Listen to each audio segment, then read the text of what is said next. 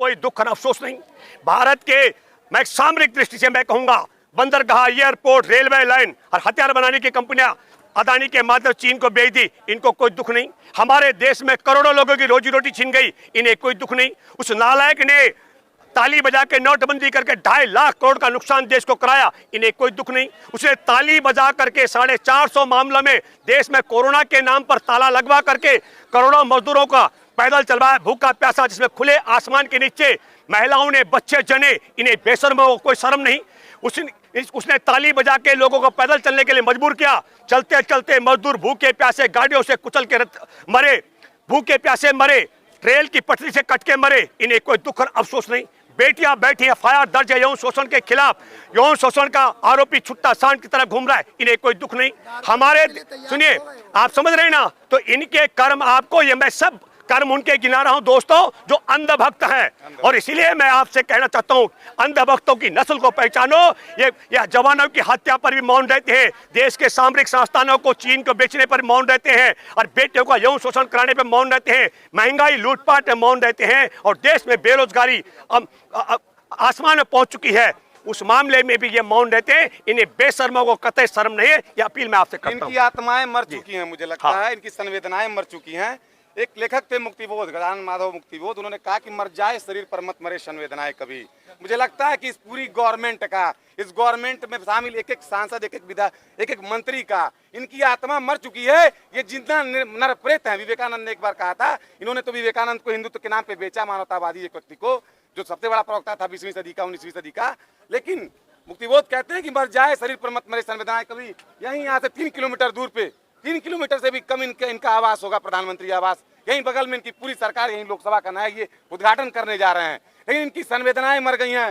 देश की ये नेशनल लेवल की बेटियां, इंटरनेशनल ओलंपियंस यहाँ पे 30 दिनों से अनशनरत हैं, प्रदर्शनरत हैं, लेकिन इनकी पूरी गवर्नमेंट है, इनके किसी भी व्यक्ति को, इनके किसी भी प्रतिनिधि को ये फुर्सत नहीं है कि आके और वो कह सकें कि घबराओ मत, हम ब्रजभूषण को कानून के दायरे में लाते हैं, हम निष्पक्ष जांच करेंगे। एक भी व्यक्ति आ रहा था तो हम लोग कहते कि ये जिंदा हैं, अरे ये नरप्रेत हैं, नरप्रेत हैं, ऐसे इस पर एक नकार दो। मैं आपसे एक बात कहना चाहता हूं कि अरस्तु थे एक बहुत बड़े दार्शनिक, उन्होंने एक अच्छी बात कही थी और सच्ची बात कही।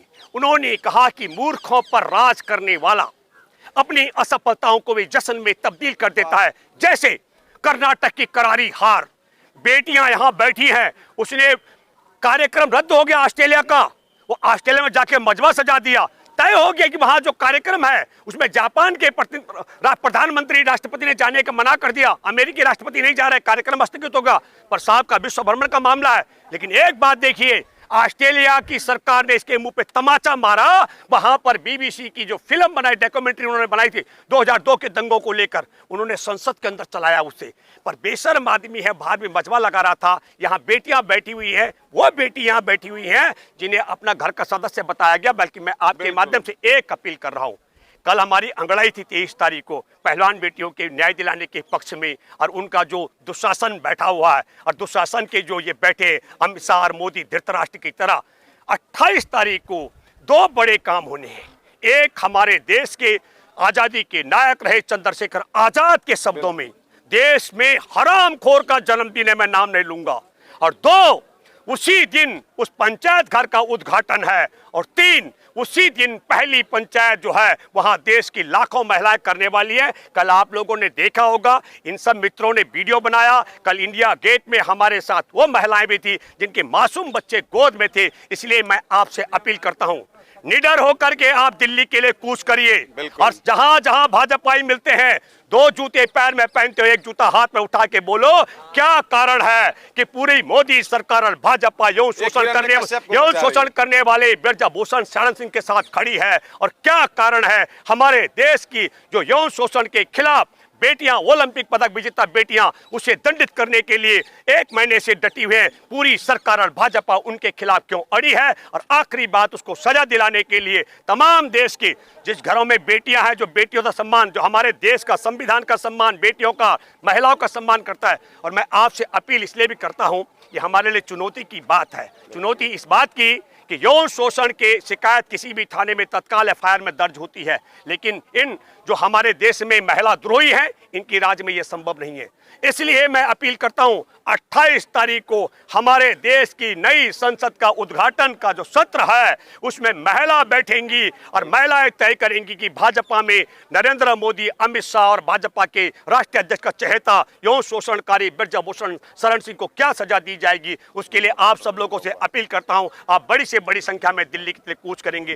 धन्यवाद। जय हिंद, जय जवान, जय किसान, जय संविधान और पहलवान बेटियों का संघर्ष जिंदाबाद जिंदाबाद। एक लाइन की बात मैं आप लोगों से और स्टेटमेंट देना चाहूंगा कि अभी हमारी विनेश फोगाट को इस हिरण्यकश्यप ने कहा है कि ये मंथरा है, ये कैकेयी हैं, और जब सत्य आ जाएगा तो सत्य आने के बाद मैं इनको धन्यवाद दूंगा, जैसे राम ने और भरत ने और तमाम लोगों ने अपनी माँ को दिया था।